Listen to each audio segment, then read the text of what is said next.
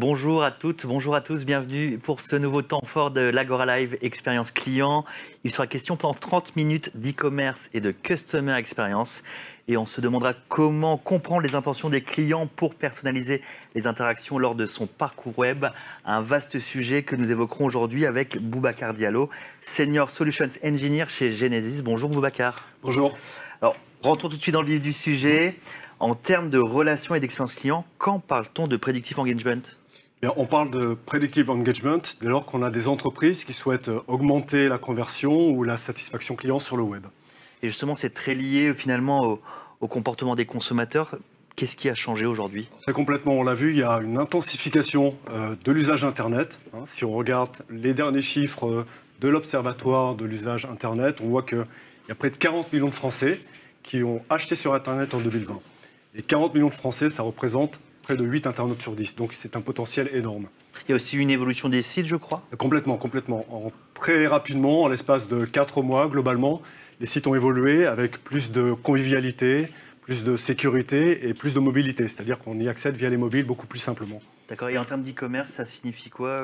C'est quoi les enjeux pour les entreprises aujourd'hui ? Alors, si on se place du côté des entreprises, eh bien, les enjeux sont clairs. C'est d'abord un enjeu économique, parce qu'avec un potentiel de 40 millions de consommateurs qui peuvent potentiellement accéder à votre marque, eh ben, vous ne pouvez pas dire que vous ne souhaitez pas développer les ventes sur Internet. Donc ça, c'est le premier enjeu. Et le deuxième enjeu, il est l'innovation. C'est un enjeu d'innovation parce qu'on voit bien les consommateurs se connectent jour et nuit sur Internet. Et avec les applications mobiles, eh bien, ils peuvent le faire depuis n'importe quel endroit, même lorsqu'ils sont dans les transports en commun. C'est le fameux Atawad. Exactement, complètement. C'est quoi le challenge aujourd'hui par rapport justement à la multiplication des canaux, des sites, etc. Le client, finalement, il a changé, mais on va dire, en plus compliqué pour les entreprises. Oui, dans la mesure où aujourd'hui, on s'aperçoit que les clients, finalement, sont de moins en moins fidèles. Ils ont accès à une pléthore d'informations, une pléthore d'offres, et ils sont près de 75% à déclarer qu'ils ne sont pas attachés à un canal en particulier ou à une marque en particulier. Et ça, c'est très important parce que ça veut dire que les entreprises ne peuvent plus se contenter d'attendre, se permettre d'attendre que les visiteurs viennent sur le site et partent. Parce que ça se traduit souvent par une vente chez un concurrent. Il faut qu'elles soient proactives, qu'elles anticipent et qu'elles viennent chercher le consommateur pour l'emmener le plus loin possible dans le parcours. Donc, volatilité du client, churn qui a de grandes chances d'augmenter, et donc le predictive engagement, si j'ai bien compris, ça vient donc pour jouer justement la carte de la proactivité sur les parcours web, c'est ça ? Complètement. Vous avez justement des exemples à me donner très concrets, un exemple de retail par exemple pour savoir ce que c'est, parce que ça reste toujours un peu conceptuel. Alors dans le domaine du retail, c'est notamment lorsque, par exemple, une marque a dû fermer ou réduire la capacité de ses magasins et compte maintenant largement sur Internet pour générer une large part de ses ventes dans le futur. Ou lorsque je suis un site de e-commerce et je vends des produits à haute connotation technologique, eh bien j'ai besoin de raccourcir mon cycle de vente parce que finalement les internautes se posent beaucoup de questions. Donc voilà des exemples, des illustrations de concepts et de cadres où on peut utiliser le Predictive Engagement. Et c'est quoi le point commun finalement entre toutes ces entreprises qui se lancent là-dedans ? Eh bien, à l'instar de ces deux modèles dont on a parlé, de ces deux illustrations, eh bien, on s'aperçoit que finalement le point commun c'est le cloud. Ces entreprises ont très rapidement pris le virage du cloud ou sont en passe de le prendre pour se doter d'une plateforme omnicanal et pour pouvoir approfondir, enrichir la connaissance qu'elles ont de leurs clients. D'accord. Alors là, on va se projeter plus dans le côté, on va dire, méthodologique et technologique. Qu'est-ce que le predictive engagement et qu'est-ce qu'on entend par ce néologisme ? Bon, on l'entend de plus en plus, mais qu'est-ce que ça signifie aujourd'hui ? C'est effectivement un terme relativement récent, ça fait un peu moins d'une dizaine d'années qu'on entend parler de Predictive Engagement et c'est un terme qui est issu finalement de l'avancée dans le domaine de l'analyse prédictive. Et si on décompose le mot, on a tout d'abord prédictif. Un prédictif, ça veut dire qu'on sait analyser tout le contexte autour du parcours du consommateur, du client, de l'internaute. Et l'idée, c'est de finalement comprendre ce qu'il cherche à faire, savoir ce qu'il cherche à faire. Donc ça, c'est le premier volet.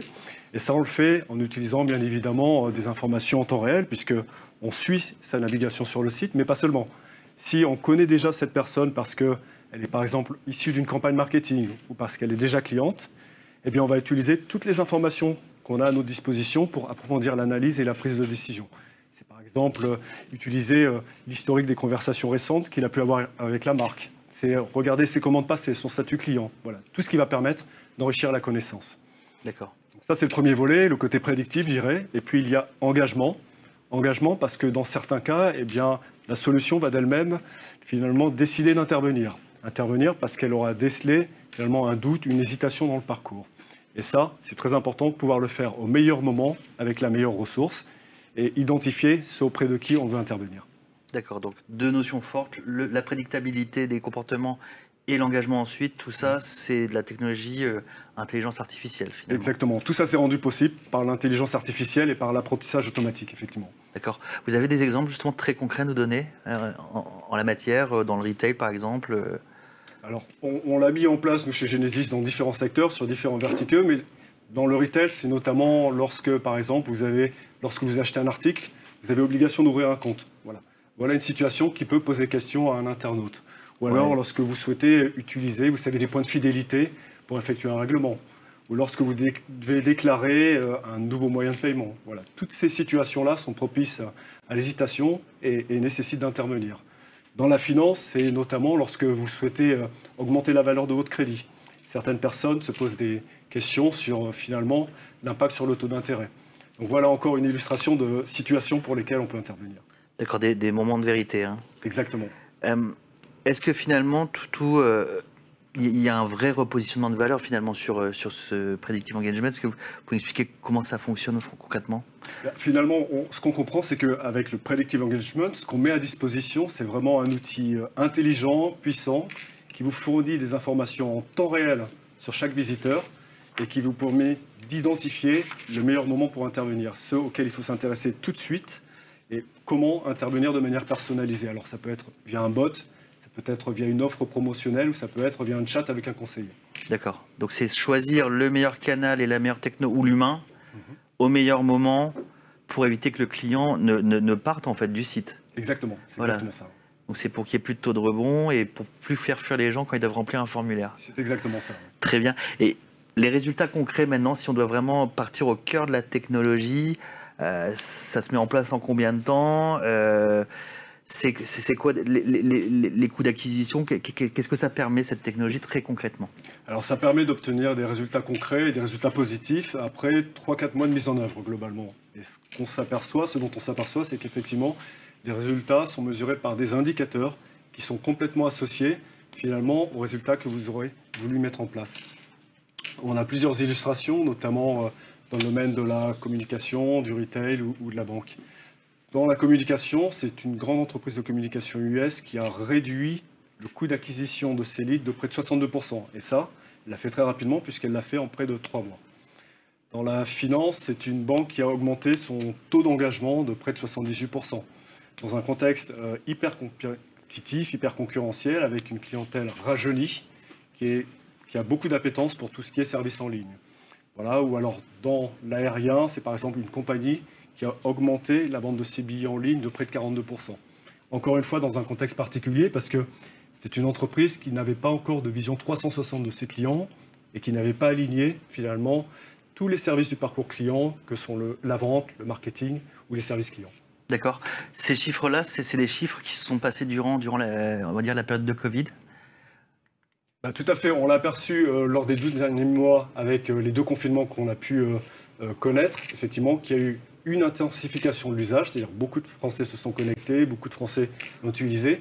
Et avec les risques sanitaires, on a remarqué qu'effectivement, il y avait une intensification de ces usages. Donc finalement, même dans une période très compliquée, comme vous disiez par exemple pour l'aérien, le Predictive Engagement, c'est vraiment un levier de performance dans le e-commerce finalement. Complètement.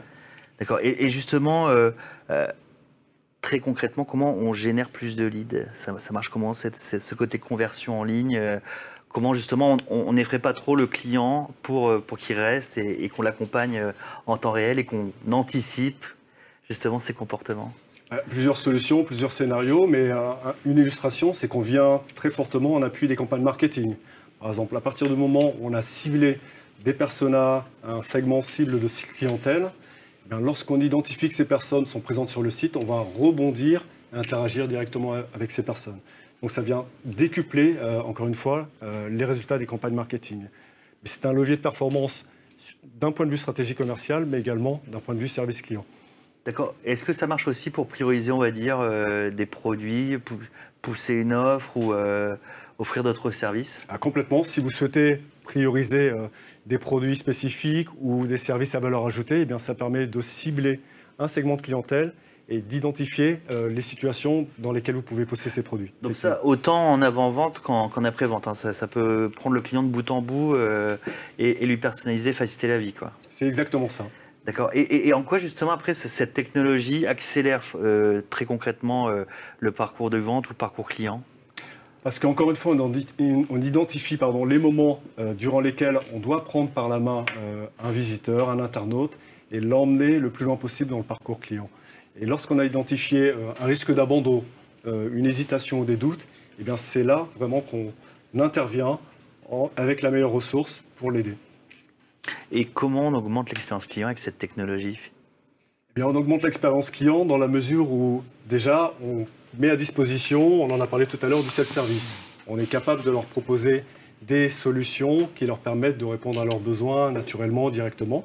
Et lorsqu'on a besoin, parce que le contexte émotionnel le demande ou lorsque la demande est un peu plus complexe, eh bien, d'escalader vers de l'humain, eh bien, on passe la main à un conseiller, mais qui dispose de toutes les informations pour pouvoir répondre complètement à la demande. Très bien. Donc là, on était vraiment côté client, côté utilisateur. On a bien compris, identifier justement les bénéfices sur l'engagement et puis l'anti-churn, etc. Si on se place maintenant du côté des conseillers, de la relation client, c'est quoi les gains métiers justement grâce à cette solution? Les gains métiers, on a d'abord un gain en termes de confort, d'expérience collaborateur, puisque, encore une fois, à partir du moment où j'entre en relation avec un prospect ou un client, je dispose de toutes les informations qui vont me permettre de répondre très rapidement et très efficacement à sa demande. Donc ça permet quoi? Ça permet de booster, vous savez, le taux de résolution premier contact, le fameux FCR, First Contact Resolution, qui est si important pour les services clients. Ensuite, vous pouvez proposer des outils pour assister la navigation d'un internaute, c'est-à-dire que vous pouvez prendre la main sur sa navigation et l'emmener très tranquillement jusqu'au bout de son parcours. Très bien, très bien. Est-ce que vous avez des exemples justement à nous fournir sur le sujet, dans l'e-commerce ou la vente de jeux par exemple? Oui, tout à fait. Alors, dans le e-commerce, par exemple, un contexte dans lequel on avait beaucoup d'appels en post-vente parce qu'il y avait utilisation de bons de promotion, mais qui n'étaient pas forcément utilisés à bon escient. Donc ça, c'est un premier exemple. Un second exemple dans le retail, avec une entreprise qui s'est aperçue d'un fort décalage entre l'upsell, vous savez, les ventes additionnelles sur les points de vente, et les ventes additionnelles sur le site. Pourquoi? Parce que les articles qu'ils voulaient mettre en avant étaient complètement noyés dans le site. Donc là, voilà une solution qui permet de mettre en avant finalement les solutions additionnelles, les articles additionnels, lorsque on identifie que dans le panier d'achat, il y a des articles qui peuvent s'y rajouter. D'accord. Un dernier exemple peut-être? Dans les telcos ou dans l'énergie, dans les telcos, lorsque vous utilisez le self-service pour aller jusqu'au bout de votre démarche ou lorsque vous souhaitez changer de fournisseur dans l'énergie, c'est quelque chose qui peut se faire complètement en ligne aujourd'hui, mais c'est un processus qui est quelquefois long et complexe. Donc, vous avez besoin d'assistance. Très bien. Ça semble extrêmement complexe. Y a-t-il un moment clé pour utiliser cette nouvelle technologie? Alors, il n'y a pas vraiment de date, ce n'est pas vraiment une question de moment, une question de saisonnalité, mais ce dont on s'aperçoit, et on l'a mis en place dans différents secteurs, ce dont on s'aperçoit, c'est que finalement, les entreprises qui ont une forte fluctuation d'activité, qui ont une grosse saisonnalité, parce que, par exemple, elles mettent en place des promotions spéciales lors de périodes des soldes, ou alors lorsque les fêtes de fin d'année sont une période de développement important, ou alors lorsqu'elles sont en phase de lancement d'un produit phare, eh bien, on est vraiment sur un terrain de jeu propice pour le Predictive Engagement. Ça, ce sont des exemples, mais finalement, on s'aperçoit que tous les secteurs sont intéressés par cette technologie, peu importe finalement le moment, ce n'est pas vraiment une question de date. Très bien. Et justement, est-ce qu'il y a une condition préalable à remplir? Parce que là, on parle d'intelligence artificielle, d'engagement, d'avant-vente, d'après-vente, de marketing, de service client. Donc là, on prend vraiment le client de façon holistique. Est-ce qu'il y a vraiment un prérequis? Alors la condition préalable, effectivement, c'est que la société soit prête, l'entreprise soit prête. Ça veut dire quoi? Ça veut dire qu'elle a mis en place une démarche de centricité client, une approche client, qui fait que tous les services d'un parcours client ou des parcours clients qui sont identifiés sont alignés sur la même longueur d'onde, sur la même vision. Et ça leur permet finalement de proposer une expérience bout en bout aux différents clients. Donc ils ont d'abord au préalable bien défini ce qu'était un parcours client réussi finalement. Est-ce qu'il faut aussi avoir une vision claire du résultat? Est-ce que on peut venir voir en disant, écoutez, là concrètement, je veux autant de résultats sur mes conversions, ou je me rends compte que sur cette page-là, ça marche pas, les gens fuient la page, il y a un gros taux de rebond. Est-ce qu'il faut avoir vraiment une vision claire de ces parcours? C'est exactement ça, vous l'avez très bien dit. L'idée, c'est en amont de savoir finalement quel résultat vous souhaitez atteindre. Est-ce que vous souhaitez générer plus de ventes? Est-ce que vous souhaitez faire en sorte que vos clients s'abonnent à une newsletter? Est-ce que vous souhaitez qu'ils téléchargent plus facilement des documents, etc., etc. Donc ça, c'est vraiment la première phase, définir les résultats que vous souhaitez cibler. Et après, je dirais qu'un concept qui est très important dans l'intelligence artificielle, c'est que finalement, les résultats sont liés à la richesse de vos données. Mieux vaut avoir des données riches et pertinentes, fiables, qu'un algorithme puissant, parce que ça vous permet vraiment d'obtenir les résultats que vous ciblez. Très bien. On parlait tout à l'heure aussi, encore une fois, de marketing. Quand on dit campagne marketing, on dit création de personas. Est-ce que finalement, cette réflexion des personas dans le cadre du predictive engagement doit être plus fin, plus granulaire? Est-ce qu'on doit aller plus loin dans la définition de ces personas? Alors, il y a un vrai travail qui se fait en coordination avec les équipes digitales, les équipes marketing, pour vraiment s'assurer que les segments de clientèle, effectivement les personas dont vous parlez, sont bien identifiés et qu'on a bien identifié les actions qu'on souhaite mener auprès de ces personas. Donc ça, c'est le premier travail à faire, que de définir finalement, est-ce qu'on va s'intéresser aux VIP, aux prospects plutôt qu'aux clients, aux personnes qui sont issues de campagnes de lancement, de promotion, etc., etc. Donc ça, c'est le premier volet important, de savoir finalement quelle valeur on va aller rechercher. À partir de ce moment-là, on va traquer leur navigation sur les sites. Et quand vous allez voir une entreprise, en général, ça veut bien le faire, ça? Complètement, complètement. Elles définissent en amont des personas. Donc ça, c'est le travail du marketing, du digital. Mais finalement, nous, ce qu'on apporte, c'est notre vision externe d'éditeurs leaders dans la relation client pour leur indiquer dans le parcours comment ils vont réussir à identifier les points de contact à valoriser, à mettre en avant et quelles sont les améliorations qu'ils vont pouvoir apporter. D'accord. Donc ça, en gros, définir les parcours clients, les directeurs de la relation client ou de l'expérience client savent faire. Ensuite, identifier les personas, on a fait un peu la deuxième grosse étape. Concrètement, est-ce que cette technologie de predictive engagement impacte les sites internet? Est-ce que les directeurs de la relation client ne vont pas avoir la crainte de tout casser finalement sur leur site? Non, je vous rassure. En fait, je dirais que le côté technologique n'est pas le plus prégnant dans ce type de technologie, puisque ça consiste simplement à déployer une solution sur le site web. Le plus important, encore une fois, c'est tout le travail qui est fait en amont. Donc c'est quoi? C'est un plugin? Effectivement, c'est un plugin qui se dispose directement sur le site. C'est un petit bout de code qui vient se rajouter et qui n'impacte absolument pas le site web et la navigation. Donc mis en place, vraiment, c'est un claquement de doigts, quoi. Exactement, c'est très rapide. Très bien, donc pas besoin de data scientist, c'est un outil tout à fait ergonomique et intuitif. Exactement, il a été conçu de manière packagée pour être déployé directement sur le site et commencer à travailler. Alors on parle finalement un peu de traquer le client. Donc qui dit traquer le client, il y a toujours la question de la sécurité des données et puis on va dire du consentement client. Aujourd'hui encore plus avec le RGPD, comment ça se passe sur ce sujet-là? Il y a tout un travail de collecte du consentement qui doit être mis en place par la société et ça c'est vraiment le travail de l'entreprise. Et nous, on met à disposition tous les outils qui permettent de s'assurer qu'à partir du moment où on traque une activité, eh bien, on a bien le consentement en amont du consommateur. Et on peut commencer à apprendre, à suivre son activité, à utiliser son activité pour voir les pistes d'optimisation. Très bien. Finalement, Boubacar, si on doit conclure sur le predictive engagement et de ses apports pour les entreprises, et notamment le e-commerce en particulier, qu'est-ce qu'on doit retenir? Alors déjà, on l'a dit, un point commun entre toutes les entreprises, c'est qu'elles sont dans une démarche d'optimisation, d'innovation pour pouvoir proposer des nouveaux services, pour pouvoir mettre en place une communication hyper personnalisée, une communication et des messages hyper personnalisés. Et l'idée derrière, c'est vraiment d'avoir une communication plus directe, plus interactive avec les visiteurs sur le site. Et ce qu'il faut retenir, c'est également que, effectivement, une fois mise en place cette technologie, la solution écoute, apprend et permet d'obtenir des résultats très rapidement et très concrets. Très bien, merci Boubacar. On va passer à la phase de questions-réponses sans transition. Bonjour François. Est-ce que vous avez une première question à nous proposer, à Boubacar?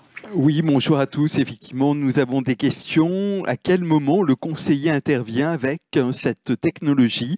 Comment l'interfacer avec l'existant? Alors, comme je le disais tout à l'heure, on va proposer la plupart du temps, et on l'a vu chez nos clients, déjà un démarrage de conversation via du self-service. Ça peut être un bot, ça peut être du push de contenu, une offre promotionnelle, etc. La FAQ? Une FAQ, tout à fait, Ouais. et des bibliothèques de réponses prédéfinies.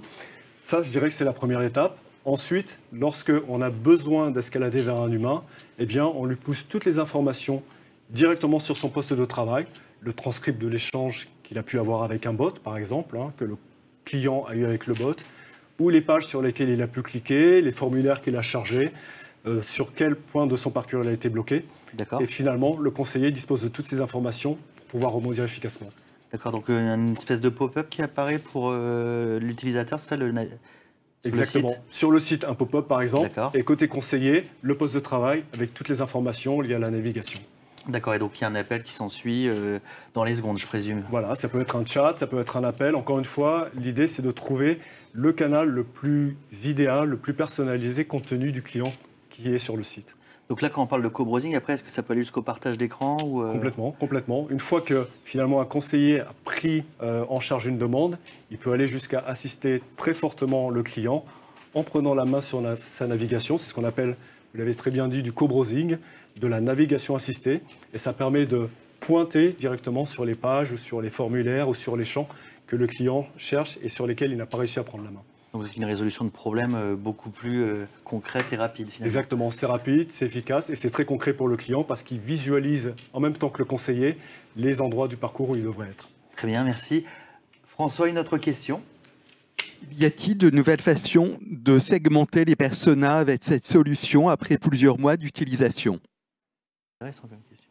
Alors oui, effectivement, quand on met en place ce type de solution, on est vraiment dans une démarche d'amélioration continue. Donc, on a mis en place un tracking, on suit les internautes, ça va permettre de déceler peut-être des nouvelles intentions. Parce qu'il y a des milliers de signes qui peuvent faire en sorte que finalement un parcours est réussi ou pas réussi.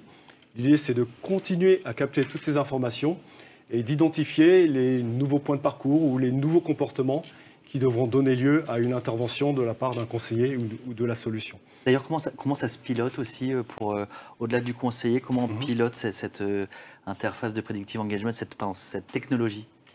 Alors, côté manager, côté encadrement, vous disposez d'une console de pilotage, d'un cockpit qui vous donne les informations en temps réel sur tout ce qui se passe sur le ou les sites que vous souhaitez monitorer. Puis bien évidemment, vous avez des rapports qui permettent d'auditer derrière, finalement de savoir ce qui s'est passé, quels sont les chats qui ont été proposés, combien de fois ils ont été acceptés, combien de fois on a escaladé vers un conseiller. Donc voilà, pour le côté pilotage, temps réel, historique, voilà ce qui est proposé. Côté conseiller, même chose, le conseiller dispose de toutes les informations sur le parcours client des visiteurs auxquels il s'est adressé. Très bien. Nous avons encore des questions, François? Fait. Pouvez-vous nous redonner un exemple concret de co-browsing? Ah, bon, on a déjà dû en parler. Oui, alors le co-browsing, encore une fois, je reprécise, c'est la co-navigation, c'est-à-dire prendre la main sur la navigation du visiteur pour pouvoir l'emmener sur les différentes pages. C'est notamment lorsque je souhaite acheter un article et je dois modifier un moyen de paiement, modifier une carte bancaire. Eh bien, quelquefois, on a des utilisateurs qui sont un petit peu perdus ou qui ne trouvent pas forcément le moyen de paiement qu'ils souhaitent. Eh bien, on peut les amener vers finalement d'autres moyens de paiement et leur proposer d'autres solutions. Donc finalement, on compense en fait un peu le défaut de design des sites, quoi. Finalement, En fait, faudrait peut-être pas le dire, mais je vais me faire taper dessus par les responsables marketing. Ce qu'on fait, c'est d'identifier effectivement à chaque fois qu'il y a un risque d'hésitation et de doute, et quelquefois même de proposer une solution, proposer une réponse à l'internaute avant même qu'il se pose la question. D'accord. Ou bien pallier la paresse parfois des utilisateurs. Une dernière question, François? On a encore le temps. À quel moment le conseiller intervient avec cette technologie? Comment l'interfacer avec l'existant? Alors, d'un point de vue technologie, je le disais tout à l'heure, l'idée c'est vraiment de déployer un simple outil directement sur le site web. Et bien évidemment, derrière, on a tout un contexte, tout un background qui est le service client qui est mis en place. Et le dialogue entre cet outil qui est sur le site web et le service client se fait tout à fait naturellement, puisque c'est un dialogue de solution à solution, souvent via le cloud. et qui permettent, en toute transparence, de basculer les informations d'un environnement à l'autre. Donc, je dirais une intervention très faible, une empreinte technologique très faible, mais pour des résultats très importants. Très bien. Merci Boubacar Diallo. La session live touche à sa fin. Merci, c'était très instructif et surtout merci de nous avoir vulgarisé sur une nouvelle technologie qui, je pense, apportera ses fruits à de nombreuses entreprises. Sans transition, je remercie Genesis, notre partenaire Platinium de l'événement. L'occasion également de remercier très très chaleureusement nos partenaires médias et institutionnels. Je pense à Ecoreso Business, le Sens du client, Franchise et Concept, élu service client de l'année, l'Institut national de la relation client, l'INRC, la FIGEC et l'Institut du commerce, ainsi qu'Agora News, Expérience client. Merci d'avoir assisté encore à ce temps fort. À très vite en replay